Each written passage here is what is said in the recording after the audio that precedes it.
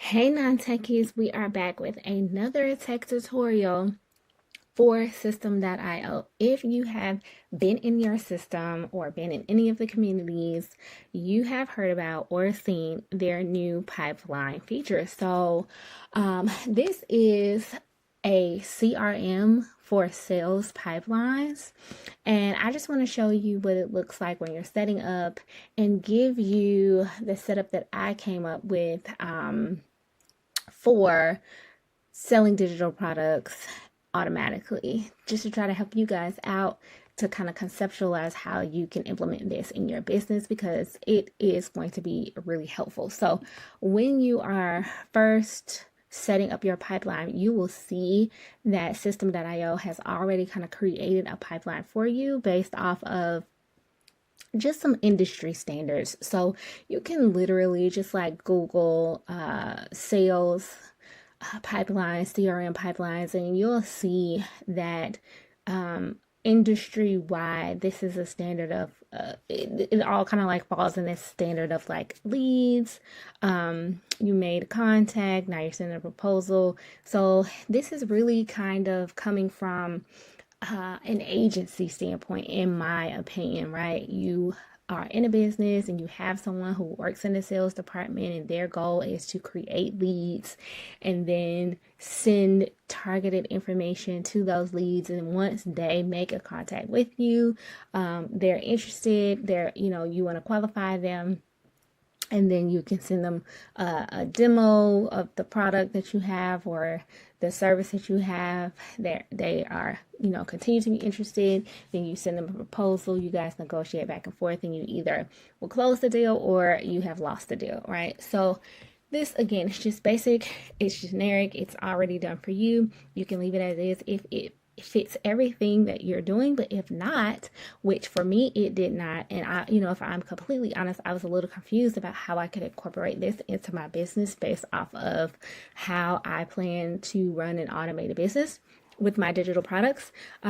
So that's why we're here. So the first thing that you want to do is name your pipeline, and I'm naming it DWA as after my digital marketing course, which is going to be, one of my pipelines, just to, again, just show, what we're able to do here. So my good friend, Chat GPT, I came over here and I just asked, can you create sales pipeline stages that start with lead generation for automated digital product business? And of course, it held me down. So I did it kind of three different ways, where I asked that it start with lead generation here, and then the second time I just left out starting with lead generation to see what it would give me, and then I said, okay, start with captured leads. And then, so again, if you do some kind of your own research, you'll see where it's pulling from.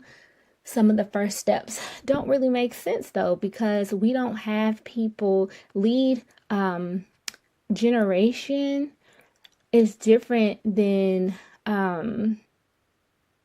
lead prospecting. And so a lot of people use them interchangeably, but they're not the same thing. And when I think of lead generation, what I think of is that you already have someone who has generated a lead because they came to you via social media, via your lead magnet, right? And so we're not again, lead generation, we've already captured the interest, social media, a blog post, paid ads, whatever, right? So same thing here, just kind of, how Chat GPT says the same thing in different ways. This is, again, kind of back behind the scenes. You are wanting to capture their interest, but I wanted to start with the fact that we have already captured a lead because we have a lead magnet. So what I was able to come up with as a result that I just love is we're going to use lead capture, lead nurture, sales and conversion, onboarding, upselling, cross-selling, engagement retention, advocacy, and referral. So just to kind of give you some information. I'll just kind of read. Lead capture is we have already collected the contact details, and we're doing that to build a qualified lead. So one of the things that if you do the research, these companies will do is they'll qualify their leads by having like a form or having an interview process where they're asking them like their budget, and there's a whole like acronym that they use, whether or not they can pay for it, whether or not they are like have the money, are able to, are interested enough, and all of that. So again, it's a little different when you are dealing with digital products. Your customer needs to meet those same qualifications, but are you going to create a form in order to qualify them like that? So, which is why I like what Chat GPT came up with me, because I'm not, right? And I think many people who have gone through, email nurture list, then you're not going through that same process. So the lead capture is, your landing pages with your lead magnets, the ebooks, the mini course, right? Your guides. Your goal is to collect their information. Most of us, this is exactly what we're starting with. So this is why I started with the lead capture. Now, once you have their information, especially using System.io, you can put them in a workflow where they receive the guide, the ebook, the free mini course, checklist, whatever it is they get, but then they are going to continue to get emails from you and nurtured by you as a result, right? In your goal here, your drip email sequences, you have retargeting ads, free content series, valuable blog or video content. It's to build trust, to provide value, and to educate your leads around your offerings. Okay, so next, like we say, the conversion, the sales or conversion is when you have the offers, you have the product demos, you have your testimonies, and you are sending this information, and now you are actually converting someone. They have purchased something from you. The tools here, you need your sales page, all of that, right? And so onboarding, I like that. They could be your welcome emails, your tutorials, your guides, right? Where they have the actual product that they downloaded or that they purchased from you now. So this could come across in more email sequences, right? You could have tutorials and knowledge base like I do here, where once somebody gets a digital product from you, you have just an added layer of support and onboarding to utilize what it is that they purchased, and get the most out of the money that they spent with you. It ensures that the customers are set up for success and they know how to access their digital products. Now you're going to go into the upsell or the cross sell. So you're going to either offer complimentary or premium products to increase the lifetime customer value.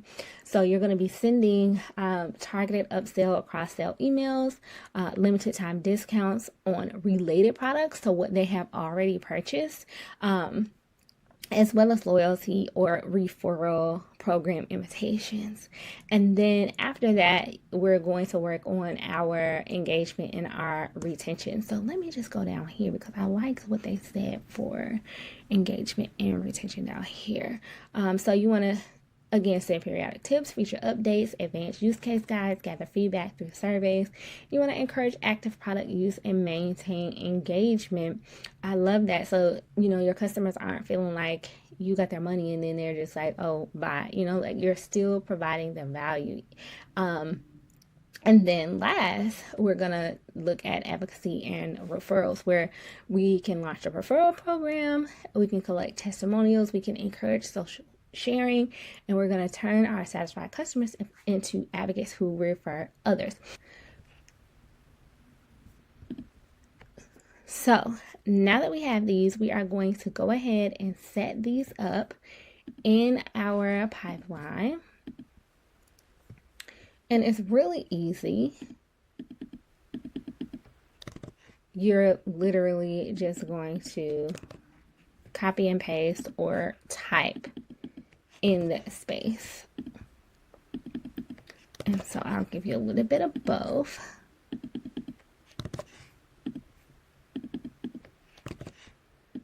I will also say this. Let's save this and see what we have. Now, okay, that's what I was going to say. This system is like very new. It's less than a week new. This feature is less than a week new. So don't be alarmed if some of the things that you are doing is a little glitchy. Like they are aware and they have communicated that they're working on the user experience, but they wanted to roll it out, get people using it, get feedback, so on and so forth. So you see that we saved it, but it didn't capture things. All you need to do in order to finish is click on Edit Pipeline, click on this plus sign, and then just do the process again. So you can either do save every time you do something, or you can try to do it all at once again. Let's see if it's going to work this time.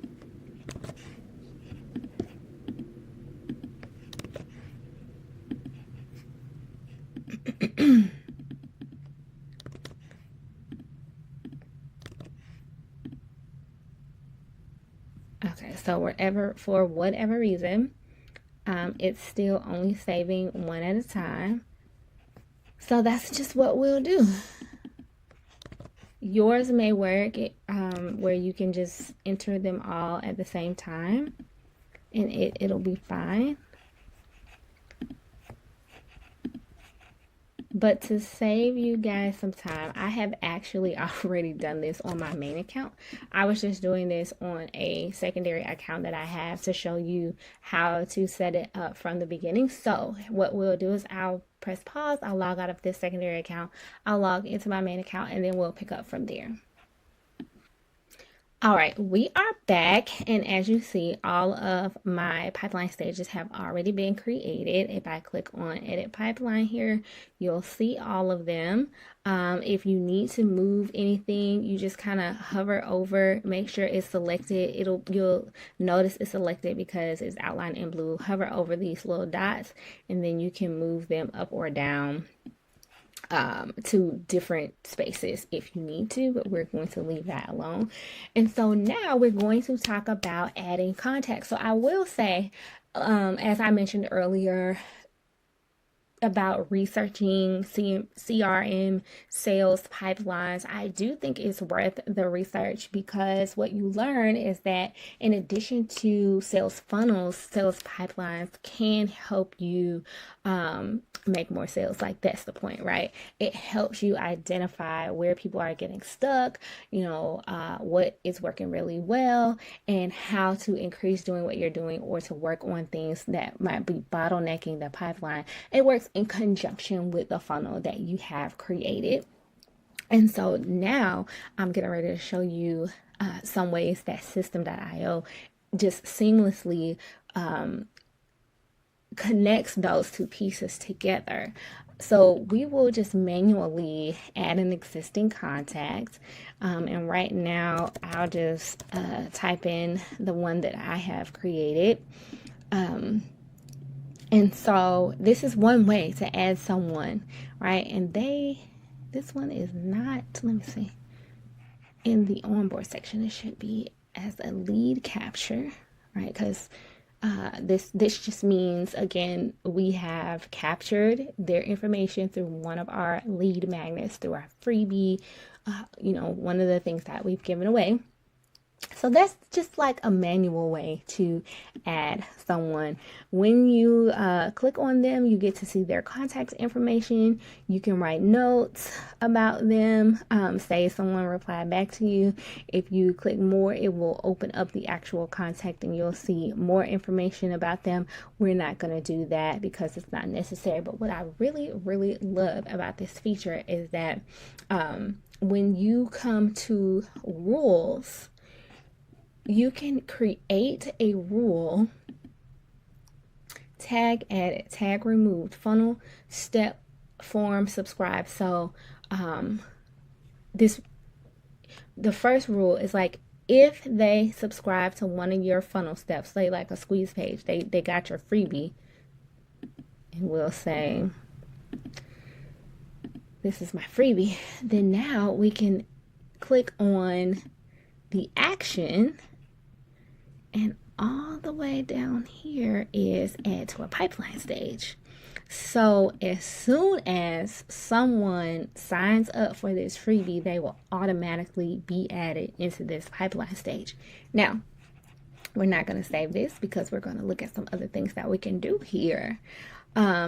Say someone purchased something. There are a couple of different ways that you can trigger this. When they purchase something, maybe a tag is added. So maybe by a tag being added, right, they purchase the DWA course, and now we can do the same thing. We can add them to a pipeline stage. Another trigger, if you want to just go straight to a new sale, right? What did they buy? This is, I call it a wow welcome, wow on welcome. So this is some people call it a tripwire or one-time offer, but I call it a wow on welcome. And so this is my sales/order page. If there's a new sale here, same thing. I could add them to the pipeline. Let me see. What I think I got really excited though is that you can also add people to a pipeline based off of if they open an email, if they click a link within an email, if you might put a certain page link within the email, right? So if they visit that page and the only way they can get to that page is within the link, that might be something else or another way that you can do it. But if the subscription payment failed, if they canceled the sale and you have close lost or sale lost as an option in your pipeline, then you can put them there. Then right? Let's go follow up and see what happened. Like, I just think this is going to be really, really fun and really instrumental and eye-opening to use. It's going to communicate a lot of what is going on within our business, and it's going to inform us, like I said, how to do business better. And I love that I'm just getting started, that they just released this feature. I'm just getting started so I can implement this within my business from the beginning, right? Same as you, if you're just getting started, don't look at it as like a feature of like, oh, I'll do this once I have, so many customers or so many leads.